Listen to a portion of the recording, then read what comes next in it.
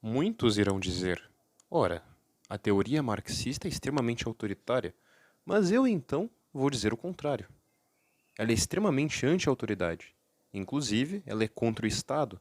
Ela chega a tal nível que ela considera o Estado uma ferramenta horrível e é contra todo tipo de burocracia, todo tipo de arbitrariedade por parte do Estado.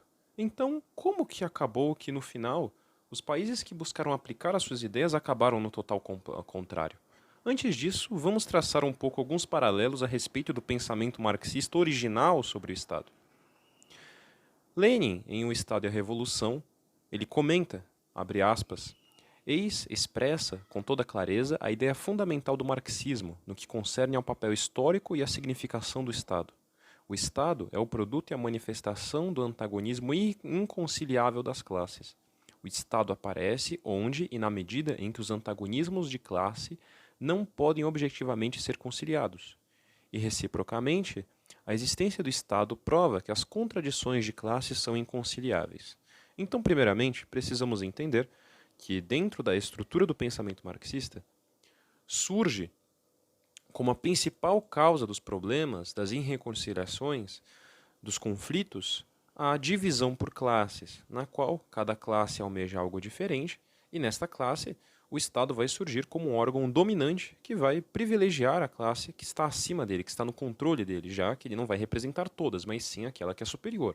No caso, na crítica feita por Marx, ele coloca como aquele que comanda, que rege o Estado, os burgueses, sendo esses aqueles que, quando concedem algo para o trabalhador, o concedem apenas por simples conveniência, e as leis utilizarão em seu próprio favor, seja para aumentar suas indústrias, seja para ter acordos diretamente com o Estado, almejar mais poder e dentre outras coisas. Lenin ainda diz mais acima, né, reiterando estes pontos que eu acabei de tratar. Abre aspas, para Marx, o Estado é um órgão de domínio de classe, um órgão de submissão de uma classe por outra, é a criação de uma ordem que legalize e consolide essa submissão, amortecendo a colisão das classes. E mais adiante ele comenta: teoricamente, não nega que o Estado seja o órgão de dominação de uma classe, nem que as contradições de classe sejam inconciliáveis, mas omite ou obscurece o seguinte: se o Estado é o produto da inconcibilidade, das contradições de classe, se é uma força superior à sociedade, afastando-se cada vez mais da sociedade, é claro que a libertação da classe oprimida só é possível por meio de uma revolução violenta e da supressão do aparelho governamental criado pela classe dominante e que, pela sua própria existência, se afasta da sociedade.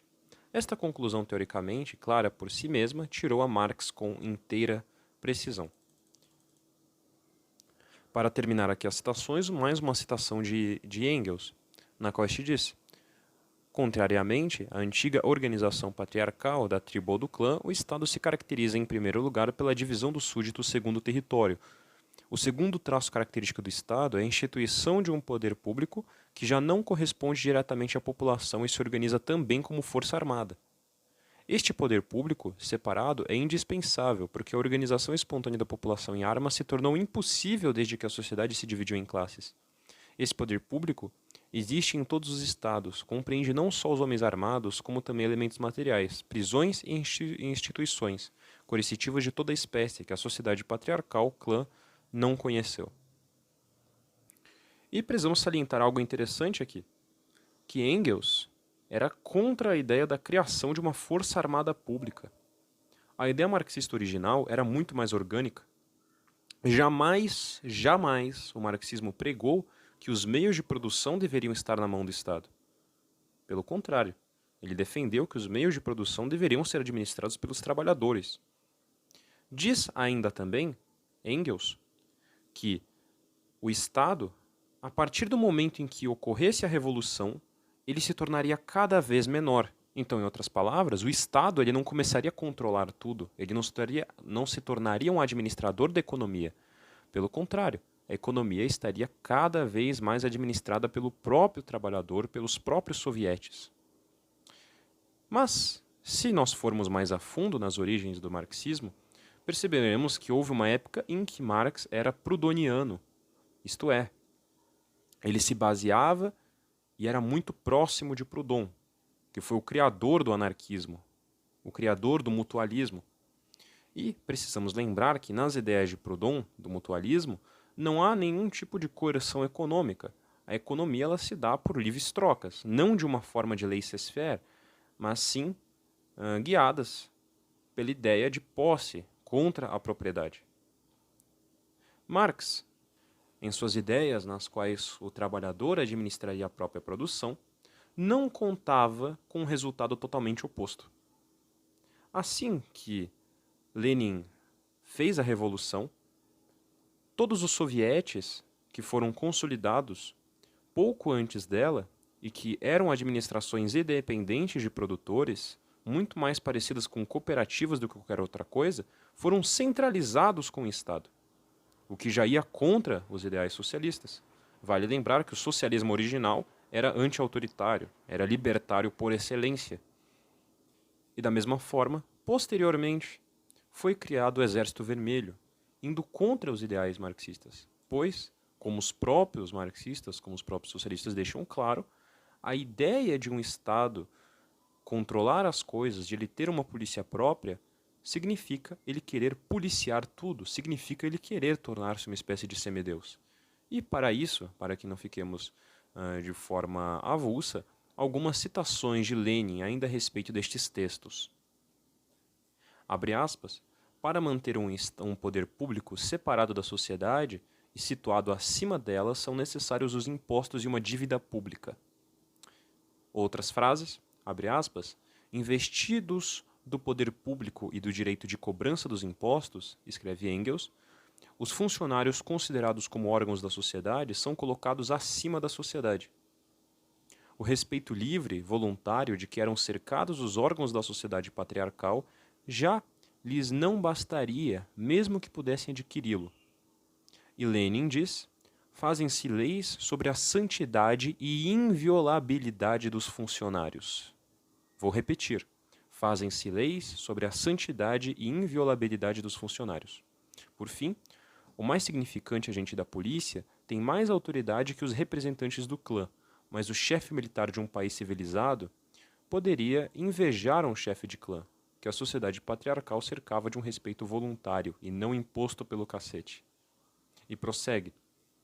Como o Estado nasceu na necessidade de refrear os antagonismos de classes, no próprio conflito dessas classes resulta, em princípio, que o Estado é sempre o Estado da classe mais poderosa, da classe economicamente dominante, que também, graças a ele, se torna a classe politicamente dominante e adquire, assim, novos meios de oprimir e explorar a classe dominada.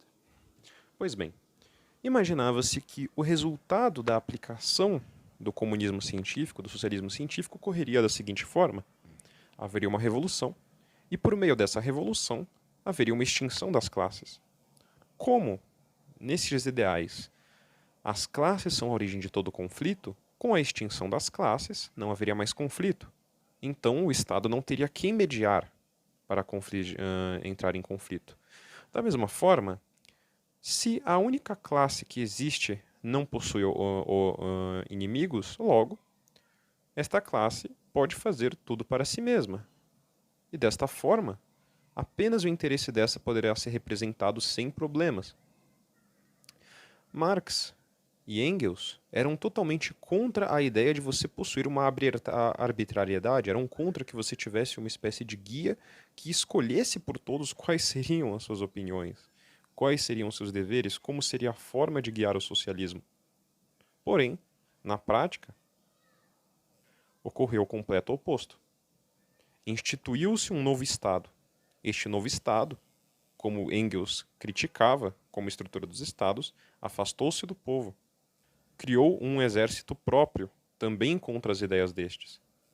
Centralizaram os sovietes, que antes eram administrações livres, completamente independentes. E vale dizer que muitos desses sovietes às vezes nem sequer eram socialistas, nem sequer eram bolcheviques. Possuíam e existiam também alguns sovietes que eram anarquistas. E por fim, o resultado foi que, no final, abolir as classes apenas criou uma nova subclasse, pois não é possível abolir a classe dominante. A ideia de descentralizar tudo por meio da violência criou uma nova e mais forte centralização. A ideia dos exércitos orgânicos e livres jamais se realizou. E Marx, nos seus últimos anos de vida, pôde dizer: plantei dragões e colhi pulgas, pois ele se decepcionava com aqueles que se diziam marxistas, chegando a dizer em certo momento: se isto é marxismo, eu não sou marxista. De tal modo que não vamos nos confundir, não vamos pensar que Lenin interpretou errado. Não. Lenin interpretou perfeitamente o pensamento de Marx. Em Estado e a Revolução, ele trata isso de uma forma muito contundente, em extremo acordo com este. Mas então, por que em toda aplicação cedeu-se ao autoritarismo, se a ideia jamais foi essa? Se os princípios sempre foram orgânicos, por que em toda sua aplicação ela cedeu nessa contradição contra os próprios ideais de Marx? Pois a ideia original era de que o Estado desaparecesse, de que após a Revolução, após o proletariado tomar o Estado se tornaria a cada dia menos necessário e se tornaria de forma tão inútil, pois os próprios trabalhadores administrariam a sua produção, que em tal momento ele deixaria de existir naturalmente. Engels, inclusive, vai comentar, abre aspas, o primeiro ato pelo qual o Estado se manifesta realmente como representante de toda a sociedade, a posse dos meios de produção em nome da sociedade, é ao mesmo tempo o último acto próprio do Estado. A intervenção do Estado nas relações sociais se vai tornando supérflua daí por diante e desaparece automaticamente. Então, em outras palavras, toma-se o Estado realiza essa distribuição, põe os meios de produção nas mãos dos trabalhadores de forma socializada e, com isso, a governança ela segue organicamente, naturalmente, sem a necessidade deste. E depois disso, o governo das pessoas é substituído pela administração das coisas e pela direção do processo de produção. Então, em outras palavras, a própria produção, as próprias necessidades guiariam a sociedade sem a necessidade de um Estado. O Estado não é abolido, morre, e deste ponto de vista que se deve apreciar a palavra da ordem do Estado livre e pronto, tanto em seu interesse estrangeiro para agitação, como em sua definitiva insuficiência científica. É igualmente desse ponto de vista que se deve apreciar a reivindicação dos chamados anarquistas, pretendendo que o Estado seja abolido de um dia para o outro. E ele finaliza fazendo uma crítica aos anarquistas. Pois bem, vejamos. Ocorreu a Revolução. Haviam os sovietes, haviam as estruturas, mas então, por que não ocorreu de outra forma? Por que ocorreu uma centralização? Muito simples. Marx ele deixa muito claro, tal como Engels o deixa, que aquele que toma o Estado necessariamente vai utilizá-lo contra o próximo. O que Marx não contava era que quando o proletariado tomasse o Estado, este faria a mesma coisa. O que ele não contava era que na ideia de abolir as classes, aquele que tomasse o Estado se tornaria uma nova classe. E que, estando nesta nova classe, ele realizaria o mesmo procedimento anterior. Muito menos poderia ele imaginar que não só realizaria o mesmo procedimento anterior que o antigo Estado fazia, como o faria em uma intensidade ainda mais brutal, porque o antigo Estado não detentia os meios de produção, mas este não só detém os meios de produção, como ele é a classe trabalhadora. Ele representa as ideias da classe trabalhadora, já que no ideal marxista, com a abolição das classes, não existe mais conflito. Todos concordam. E foi pela imprevisibilidade de que o tal santo proletário, ao tomar o Estado, se tornaria o mesmo tirano, e do extremo perigo que é este tomar os meios de produção, que ocorreu tudo aquilo que ocorreu. E esta é